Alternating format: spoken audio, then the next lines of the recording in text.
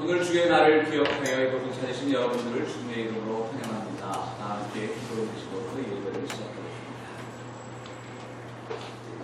거룩하시고 자비로우신 하나님, 오늘도 저희들 주님의 날을 기억하여 이곳으로 불러주신 하나님의 은혜를 감사드립니다. 우리가 하나님을 믿고 따를 때는, 그리고 하나님으로부터 구원의 확신을 체험할 때 주님께서 주시는 평화의 소식이 우리의 삶에 스며들어서 우리가 늘 평화를 추구하며 평화 속에 살아가기를 바라서있는데, 오늘 우리가 믿고 있는 기독교로 가는 종교가 또 같은 이름으로 신앙 평화한다는 우리의 이웃들이 우리들에게는 평화보다는 증오와 저주를 쏟아내는 현실 앞에서 우리는 참으로 부끄럽고 황망할 때가 많이 있음을 주님 앞에 기억합니다. 지금 그러나 우리는 기억합니다. 주님께서는 우리의 황망함보다 우리에게 그 속에서 더욱더 평화를 위하여 일하라. 우리의 당황스러움보다는 그 속에서 더욱더 주님의 나라의 건설을 위하여 일하라고 우리를 불러주셨습니다. 우리가 가는 길이 험하고 멀지라도 늘 평화를 위한 사역을 감당하는 저희가 될 수 있도록 주옵소서. 특별히 6월은 오래전 우리가 전쟁으로 기국을 겪었던 6.25가 있는 달입니다. 주님, 그 전쟁의 원인이 어디 있었든지 간에, 전쟁의 잘잘못이 누구에게 있었든지 간에 이제 서로가 화해하며 평화하여 우리의 반구에 정말 평화가 찾아올 수 있고 통일의 기운이 들려질 수 있도록 주님께서 우리와 함께하여 주옵소서. 오늘은 특별히 우리가 젊은이들과 함께 세대 통합 예배로 드립니다. 이 예배를 통하여 아직도 우리말 설교는 어눌하게 들리겠지만, 그럼에도 불구하고 그 안에서 하나님의 진리를 발견하고자 하는 우리의 젊은이들을 위해 축복하시고 그들의 삶 위에 주님께서 늘 함께해 주시기를 간절히 소원합니다. 아직 교회를 찾지 않는 우리의 교우들 어디에 있든지 간에 빨리 초대하여 주시고, 또한 여러 가지 이유로 오늘 교회를 찾지 못하는 교우들에게도 어디에 있든지 간에 주의 사랑으로 덮어 주시옵소서. 오늘 이 예배가 끝날 때까지 주님께서 함께 하시는 믿사오며 예수 그리스도의 이름으로 기도드리옵나이다. 오늘 주시는 말씀은 사도행전 2장 1절에서 13절까지의 말씀입니다. 죽은 13절로만 나와 있는데 2장 1절부터 13절까지입니다.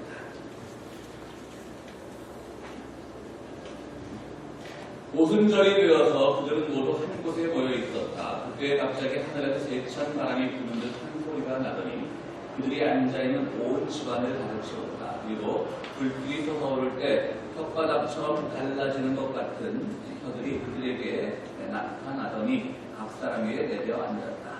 그들은 모두 성령으로 충만하게 되어서 성령이 시키는 대로 각각 방언으로 말하기 시작하였다. 예루살렘은 경건한 유대 사람이 세계 각국에서 와서 살고 있었다. 그런데 이런 말소리가 나니 많은 사람이 모여와서 각각 자기네 지방 말로 제자들이 말하는 것을 듣고서 어리둥절하였다. 그들은 놀라 신기하게 여기면서 말하였다. 보시오, 말하고 있는 이 사람들은 갈릴리 사람이다. 그런데 우리는 각각 저마다 태어난 지방의 말을 듣고 있으니 어찌된 일이요? 우리는 바레 사람과 메데 사람과 엘람 사람이고 메소포타미아와 유대와 갑바도기아와 본도와 아시아와 루기아와 방빌리아와 이집트와 쿠레네 근처 리비아의 여러 지역에 사는 사람이고 또 나그네로 머물러 있는 로마 사람과 유대 사람과 유대교의 기성한 사람과 크레타 사람과 아라비아 사람인데, 우리는 저들이 하나님의 큰 일들을 방언으로 말하는 것을 듣고 있어. 사람들은 모두 놀라 어쩔 줄 몰라서 이게 도대체 어찌된 일이요 하면서 서로 말하였다. 그런데 너는 조롱하면서 그들이 새 술에 취하였다 하고 말하는 사람도 있었다.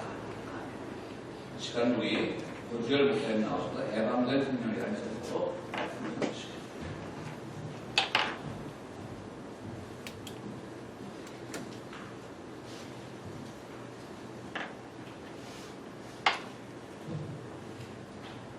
목사님께서 말씀 읽어주신 이 말씀, 사도행전 2장 1절부터 13절에 있는 말씀은 사실 우리 모두 너무 익히 잘 알고 있는 말씀입니다. 초대 예수 공동체가 시작되는 성령의 임재, 성령의 출현 사건이라고 저희가 잘 알고 있습니다.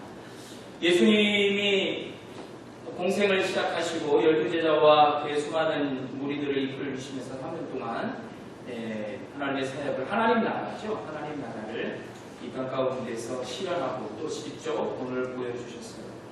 그리고 예수님께서 우리가 뭐 다 알고 있듯이 예고된 고난을 당하셨고 십자가에 못 박히셨습니다. 후에 부활과 또한 승천이라고 하는 새로운 역사를 만들어 가셨습니다. 자, 그런데 중요한 것은 이렇게 예수를 기다리고 예수를 따르던 그 무리들이 예수님과 이런 여러 가지 다양한 어떤 한 공동체로서 다양한 경험을 하게 되죠. 그런데 예수께서 마지막으로 제자들과 그 무리들 보는 앞에서 이제 하늘로 올라가시는 그런 내용이 성경에 나옵니다. 이제 너희들하고 나는 이별이다. 끝이야. 이제 너희들은 두 번 다시 나를 볼 수 없다. 이겁니다. 이런 상황 속에서 부활한 예수를 경험한 예수의 무리들의 제자들은 엄청난 일이 벌어질 줄 알았는데 다시 예수가 자기들의 곁을 떠나는 거예요. 망연자실할 수밖에 없는 상황이 그려지죠. 자, 이럴 때 예수님이 그 제자들에게 하나 말씀을 하십니다. 약속을 하시죠. 걱정하지 마라. 내가 없어도 너희들 나를 기다려라. 예루살렘을 떠나지 말고 그곳에 모여 있어라.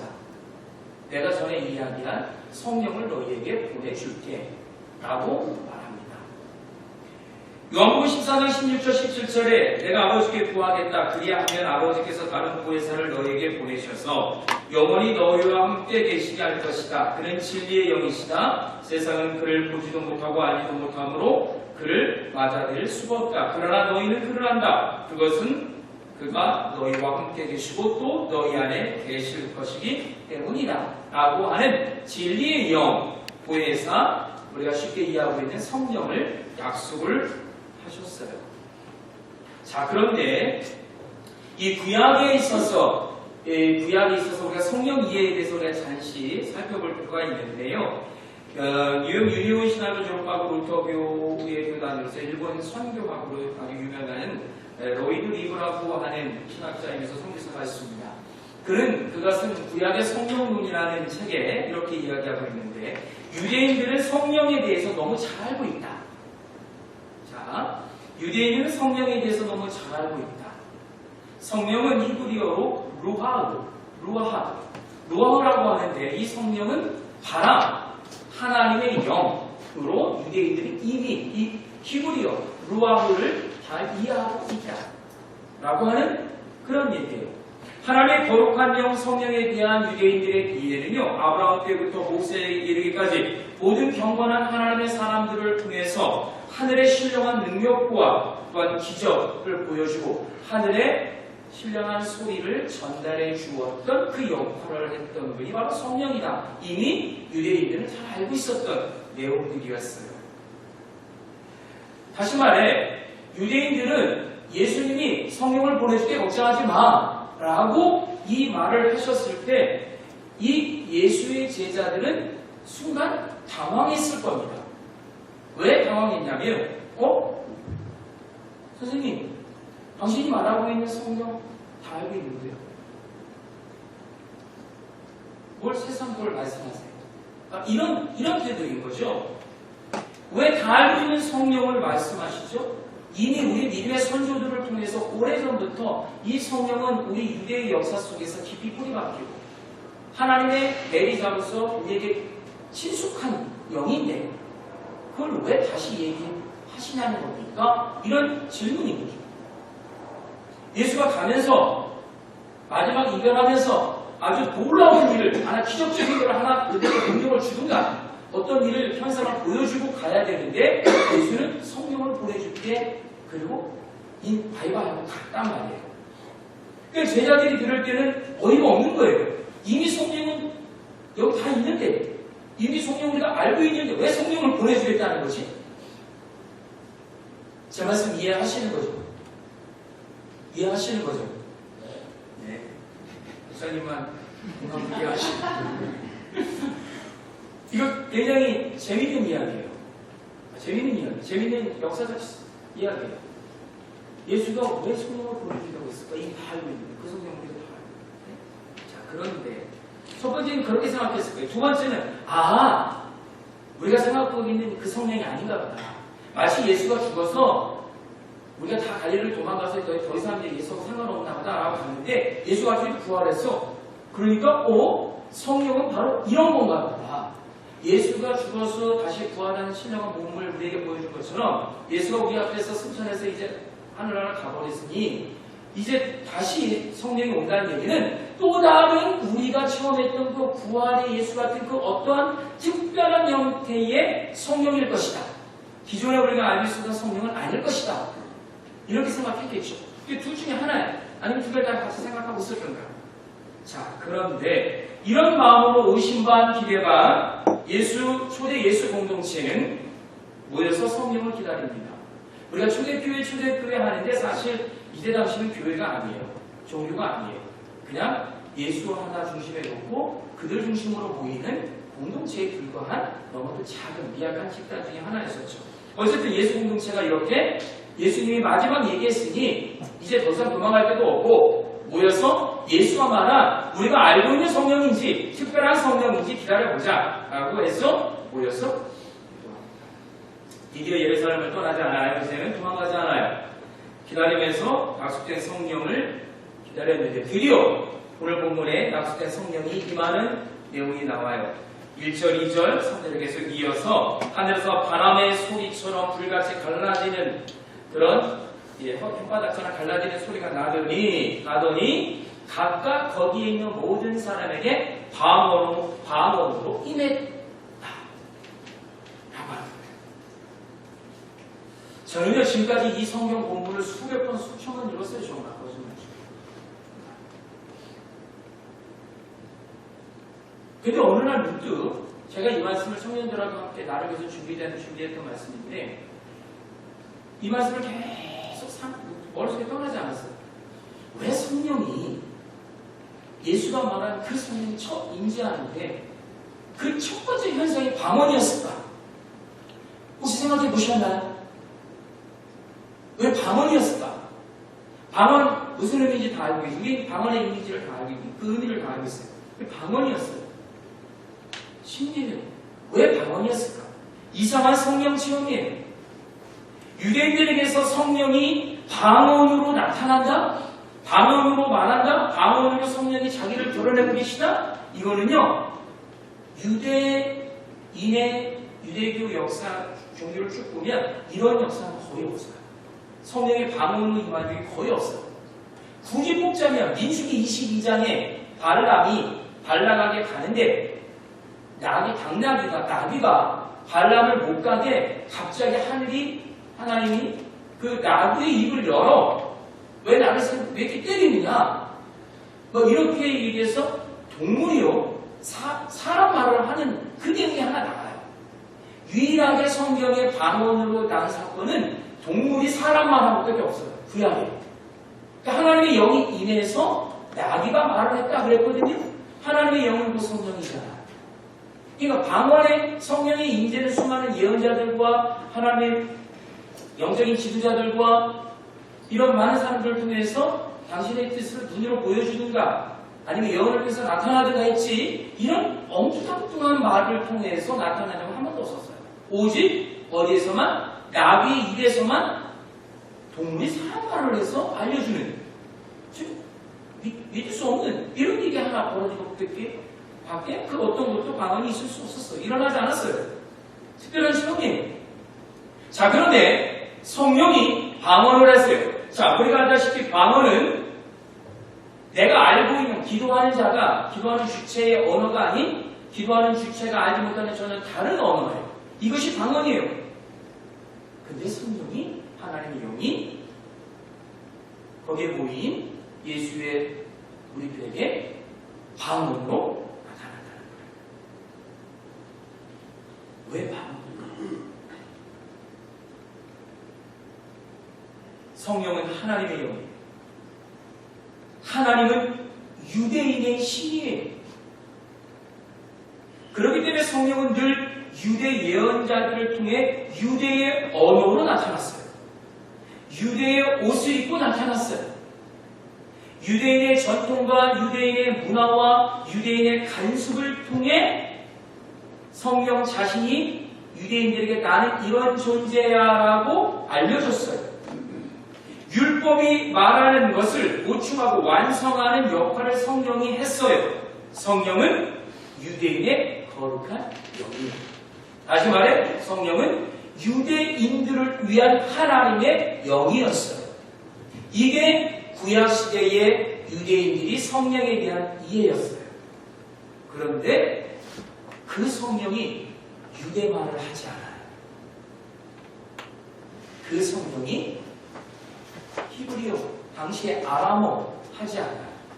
그 성령이 무슨 말을 하냐면 세계 각국의 언어를 해버렸어요.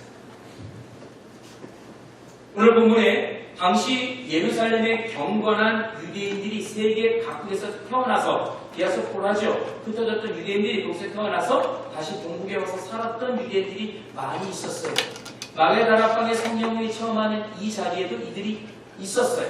지나가다 있었는지 구경꾼들이 있었는지 그건 알지 못하지만 수많은 사람들이 있었는데 9절부터 12절까지 많은 지역이 나오는데 최소한 16개의 지역이 나와요. 다시 말하면 16개의 언어가 그들의 귀에 들렸다는 거예요. 즉 다시 말해 디아스포라로 있었던 경건한 유대인들이 태어났던 그 지방의 말을 알고 있었는데 그들이 지나오다 보니 아무것도 모르는 무식쟁이 갈릴리 사람들이 자기들의 말을 하고 있는 거예요. 배우지도 않았어요. 최소한 16개 이상의 말을 하고 있는 걸 그 주변의 사람들이 들었어요. 사람들이 놀라기 시작했어요.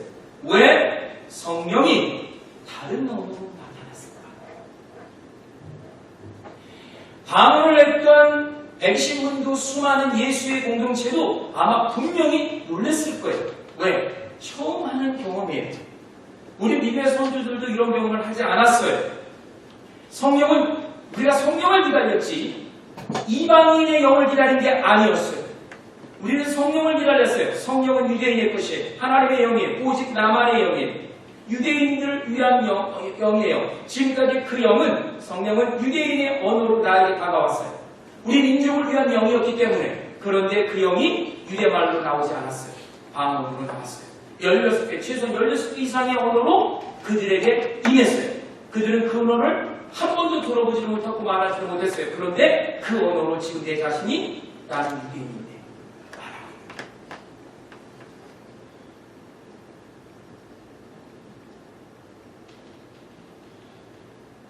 초대 예수 공동체는 모든 유대인들로 구성됐어요. 단 한 명도 이방인이 없었어요. 네, 예수님의 제자 12명. 그 안에 서로 다시 12명으로 추가된 마태오 역시도 유대인이었어요. 그들이 살았던 지역은 예루살렘이에요. 유대 땅이에요. 그런데 예수와 그의 제자들은 예수님은 특별히 예수님의 제자들을 모아서 사역을 하시는 동안 하나님의 구원의 역사를 여기에 우리가 좀 관심을 가질 필요가 있어요. 왜 성령이 방언으로 나타났을까? 그리고 예수는 왜 성령을 약속했을까? 라고 하는 그 원인을 여기서 우리가 좀 찾을 필요가 있는데 예수와 그의 제자들은 유대 중심, 율법 중심, 유대교 중심에서 새로운 시대의 도래, 새로운 시대가 올 것이다 라고 하는 것을 보기 시작했어요. 율법에 중심된 모든 유대교, 유대전통, 유대적 권력 속에 갇혀버린 하나님은 성전에 갇혔고요. 하나님의 영이 성령도 유대의 언어에 갇혀 있었고요. 그 하나님은 유대 종교라고 하는 성전이라고 하는 율법이라는 곳에 오로지 유대인들만을 위한 것으로 갇혀 있었어요. 그런데 예수와 그의 제자, 특별히 예수님은 그 하나님의 영이 이제 자유하기를 원했던 거예요. 너희들이 지금까지 알고 있었던 성령은 율법, 유대를 위한 영으로 기억되고 있었고 그럼 지금까지 수천 년 동안 그렇게 활동해 왔는데 예수는 제자들에게 새로운 성령을 약속하면서 무엇이라고 얘기했냐면 보혜사로 너에게 진리의 영으로 임할 것인데 예수님이 보내준 성령은 예수가 말한 성령은 더 이상 유대에 갇히는 영이 아니라 더 이상 율법에 갇히는 영이 아니다. 더 이상 하나님의 영으로서 너희들만을 위한 영이 아니다. 이것을 통해서 율법 중심의 하나님의 구원의 역사를 이제 너희들 중심의 구원의 역사가 아니라 성령 중심의 구원의 역사로 바꾸실 하나님의 놀라운 계획과 의도가 숨겨져 있었던 거예요. 그것이 바로 성령의 출현이에요. 그래서 성령이 방언으로 임하는 거예요. 그래서 성령이 방언으로 임하는 거예요. 단순히 우리가 알고 있는 방언, 다양한 언어를 해서 내가 의사를 체험해서 그런 게 아니에요. 전혀 그런 의미가 아닙니다. 이 성령이라고 하는 것은 새로운 하나님의 구원의 역사를 완전히 180도 바꾸는 하나님의 놀라운 의도였어요. 하나님이 계획이셨던 거예요. 이 성령의 출현은 매우 의미가 있는 겁니다. 지금은 이 방언이 성령의 은사라는 것을 통해서 종교적 행위로 굉장히 왜곡되어 있죠. 그 이하도 그 이상도 아니에요. 방언이나 은사를 중심하는 수많은 교단에서 이 성령 체험을 하기 위해서 방언을 하나의 도구로 사용해요. 참 안타까운 일이죠. 하지만 방언은 최초의 성령을 출현을 통해서 나타난 이 방언은 전혀 그런 역할이 아니었어요. 이 방언은 바로 새로운 하나님의 구원의 계획을 알리는 신호탄이었다는 거예요. 즉 다시 말해 이스라엘을 위한 구원이 아니라 이 방언이 말하고 있는 것처럼 수많은 열방과 수많은 민족의 언어로 하나님의 구원이 선포되기를 원하셨던 거죠. 그래서 이 방언은 바로 새로운 구원의 시작입니다. 그리고 예수의 출현, 예수를 인한 새로운 초대 예수 공동체를 통해서 새로운 구원관이 바뀌는데 이 방언은 바로 하나님의 영인 성령, 예수는 부인하거든요. 유대인들은요, 예수는 부인해요. 그러나 성령은 인정해요. 근데 그 성령이 예수의 편을 들은 거예요. 근데 그 성령이 예수의 편을 들면서 유대 말을 안 해요. 다른 말을 해요. 예수는 다른 말을 하길 원했어요. 하나님의 구원은 온 세계 민족과 열방을 위하여 그들의 언어로 나가기를 원하셨다는 거예요. 지금까지 오직 하나님은 성령은 수많은 기적과 초월적 신과 그리고 그분의 구원은 우리 유대인만을 위한 것이에요. 율법이라는 영혼 불변이라고 하는 이 법칙 아래 그 율법을 속에서 그 율법을 완성시키는 것이 성령의 역할이었는데 성령이 예수 공동체의 방언으로 나타나면서 결국 성령이 자기 스스로가 율법으로부터 해방된 사건이 바로 사도행전 2장의 성령 출현의 사건입니다. 입에도 담고 싶지 않은 언어, 이방인의 언어, 이것을 그것도 유대인들에게 성령이 시키셨습니다. 성령이 말하게 하고 계시는 거예요. 하나님의 구원과 약속은 더 이상 유대인의 것이 아니다라고 하는 것을 하나님의 영이 성령이 스스로 증명하고 계시는 거예요. 초대 예수 공동체는 성령으로 즉 방언으로 시작합니다. 다시 말해 유대인의 종교가 아니라는 거예요. 더 이상 우리 예수 공동체는 유대인 종교가 아니라는 거예요. 방언은 성령의 해방 사건이며 모든 나라와 민족을 향한 하나님의 구원에 계획된 사건이었어요. 그러기에 방언을 시장의 그 깜바닥에 굴러다니는 그 하찮은 그 무엇으로 취급해버리는 지금의 은사 중심의 방언이에는요, 이제 더 이상 우리에게는 사라져야 돼요. 방언은 은사, 체험, 기적, 초월, 이것을 경험해서 어떤 신비적인 사건을 통해서 내가 신앙을 갖는다. 그런 얘기가 아니에요. 이거는 바로 하나님의 구원의 계획이 완전히 바뀌어지는 어마어마한 사건이 방언이라고 합니다. 그런데 13절 마지막 절이에요. 더러는 조롱하면서 그들이 세술에 취하였다 하고 말하는 사람이 있었다. 인정하고 싶지 않았겠죠. 나의 종교를, 나의 구원을, 나의 가족, 나의 혈통, 나의 믿음의 선진들을 통해서 얻어진 유대인들만의 구원을 지금까지 사람으로 여기지 않았던 이방인들에게 마치 유대인들은 이방인들을 개, 돼지 취급했거든요. 개, 돼지 같은 하찮은 존재들에게 우리 성령이 그들의 언어로 나타났다. 유대인들로서는 절대 용납할 수 없는 사건이 방언 사건이에요. 인정하고 싶지 않았어요. 그래서 말하는 거예요. 조롱하면서 이들이 낮부터 술 먹었다. 이들이 낮술 먹어 술 취해서 이런 헛소리를 한다. 근데 어쩌면 좋아요. 그 술소리를 16개의 언어로 거기서 태어난 사람들이 들었네, 알았네, 이해했네. 너무 어쩔 수 없잖아요. 유대인들에게서 제일 싫어하는 성경 구절이 하나 있어요. 제가 그걸 발견했어요. 이 말씀을 준비하면서 유대인들에게 있어서 제일 싫어하는 성경 구절이 하나 있어요. 그게 뭔지 아세요? 사도행전 1장 8절이에요. 너무 유명한 말씀이죠. 같이 해보고 싶다요? 라고 하면 제가 죄송한 거지. 외우지 못합니다.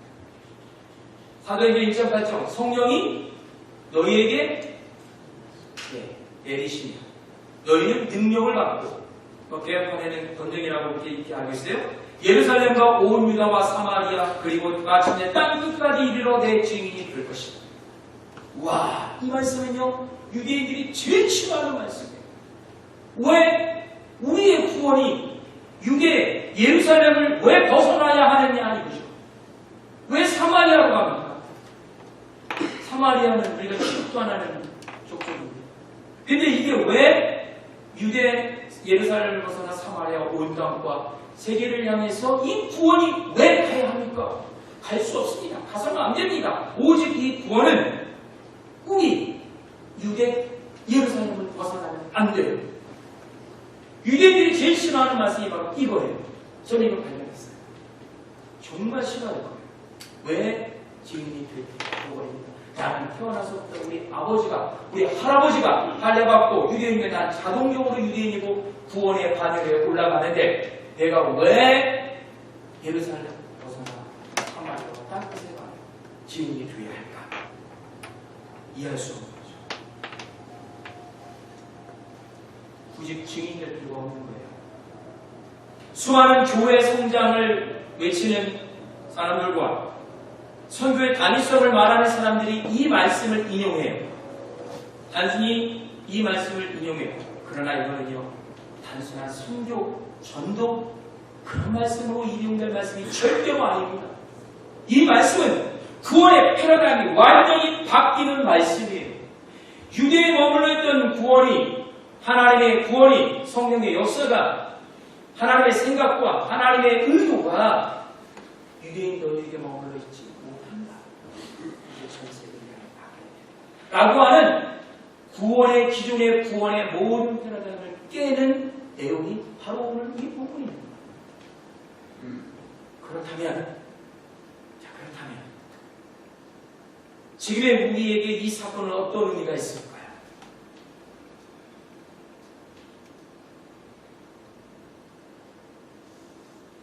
지난주 월요일 서울 코엑스에서 제51회 대한민국 국가조찬 기도회가 있었어요. 문재인 대통령이 참석해야 되는데 이낙연 국무총리가 대신 참석해 축사를 했다 해요. 이낙연 국무총리는 개신교인이에요. 개신교인인데 그 이낙연 국무총리가 뭐라고 축사를 했냐면 제가 잠깐 읽을게요. 우리는 서로의 차이를 인정하는 데 참 서투르다. 동과 서, 가난한 자와 부자, 여자와 남자는 차이를 인정하지 못하고 극단적으로 충돌하고 있다. 나와 다르면 거친 말로 매도하기도 한다. 그리스도인은 서로의 다름을 인정하고 존중하며 성숙한 민주사회로 나아가는데 앞장서 주기를 바란다. 차별과 배제를 멀리하고 하나님의 평화와 의가 강물처럼 흐르는 나라가 되길 바란다. 이런 이야기를 했어요. 거기에 있던 수많은 국가조차 기도에 모인 사람은 다 기독교인이에요. 정계 유명한 정치인들, 여야 정치인들, 그리고 국회의원 다 기독교인이에요. 그러네. 저는 이 말씀을 준비하면서 마무리로 이 축사를 인용한 것은 2000년 전에 있었던 유대인의 자리에 우리가 지금 서 있는 거 아닌가 싶은 거예요. 유대인이 원했던 하나님의 성령은 우리의 언어로 말해야 돼요. 우리가 가진 것으로, 우리의 가진 것을 채워줘야 돼요. 우리의 가진 것을 유지시켜줘야 돼요. 우리의 생각에 성령이 동의하셔야 돼요. 아니, 내 생각을 성령이 주신 거라고 생각하고 있었어요. 국가조찬 기도회에 있었던 여기 수많은 정치인들은요, 이미 어떤 자들이냐면 가진 자예요. 능력자예요. 그들의 말 한마디로 나라가 바뀌는 거예요. 그들의 생각으로 나라가 바뀔 수 있는 자들이에요. 그런데 전혀 화합하지 못해요. 그들의 더 많은 차별이 있어요. 평등과 의가 사라졌어요.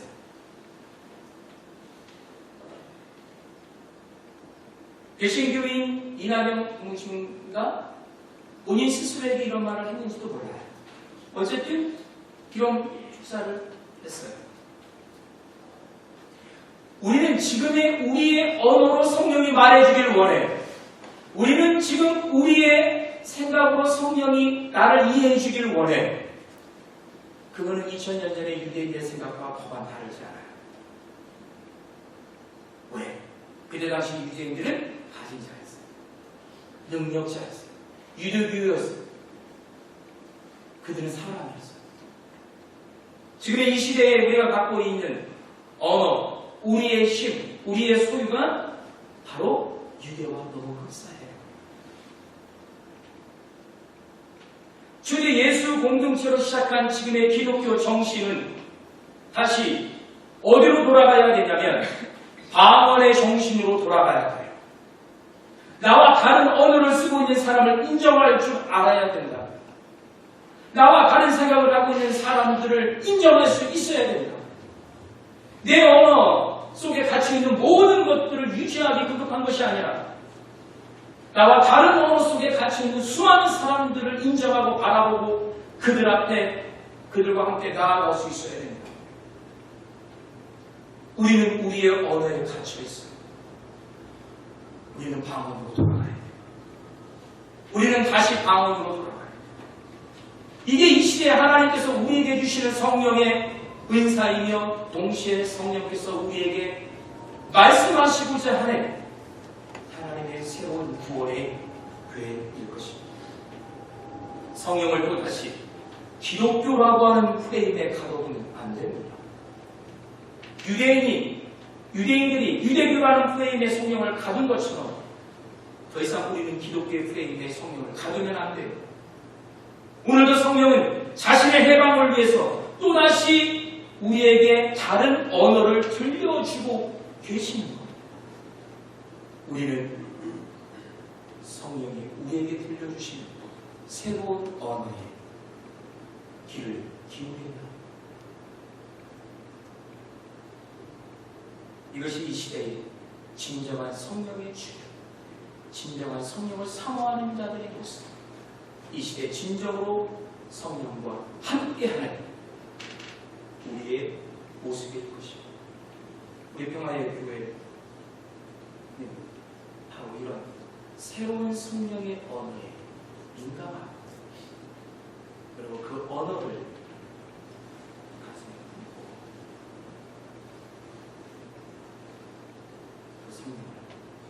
수많은 나와 다른 이들, 나와 다른 이들, 종교가 다르고 생각이 다르고 모양이 다르고 모든 이들과 그 성을 함께 나눌 수 있는 그런 마음들이 우리 안에 있기를 예수님이